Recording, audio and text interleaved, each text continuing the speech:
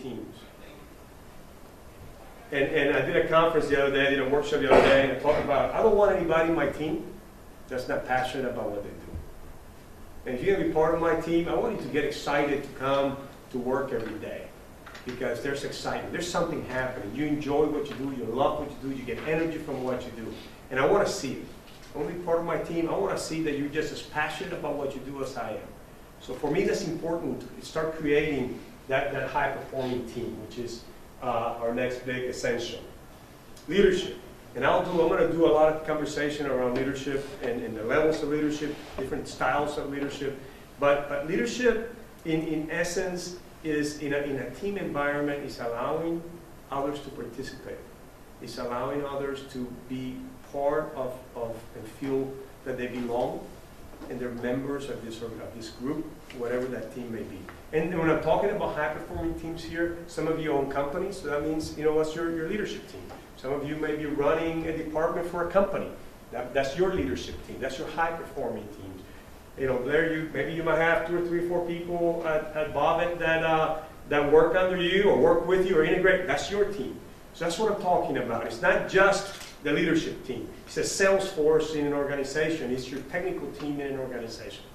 And be able to build that sort of synergy is essential. Clarity. You see that word again, clarity.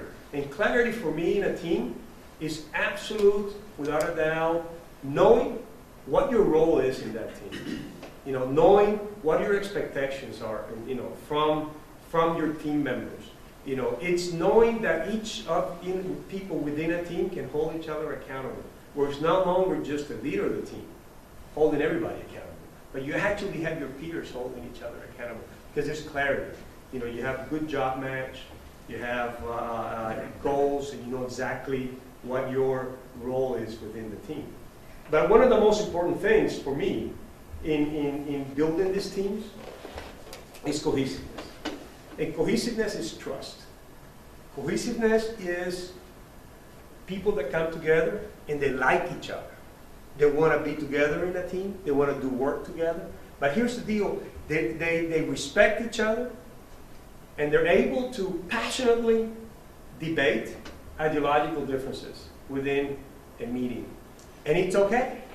And here what happens, this is where you're really getting there, is when you have all kinds of diverse ideas and you have all these arguments and all these debates going on, and it's, everybody's respectful, but then you come to a consensus and everybody aligns right behind that final decision. It's kind of like iron filings to a magnet, right? Everybody's aligned, and everybody, sort of promotes whatever the decision is. Instead of teams of people where the next thing you know is the person's going up, after the meeting talking to his next door cube member or office and bragging on how terrible this group of people, they didn't take my idea, which was the best idea. That stuff doesn't happen in high-performing teams. If you look at Disney and you look at their guiding principles, their number one says no cynicism allowed in their organization. No cynicism, no sarcasm. See, sarcasm is a way to attack someone. It's a boundary violation. So, in teams that are performing at this level, that stuff doesn't happen.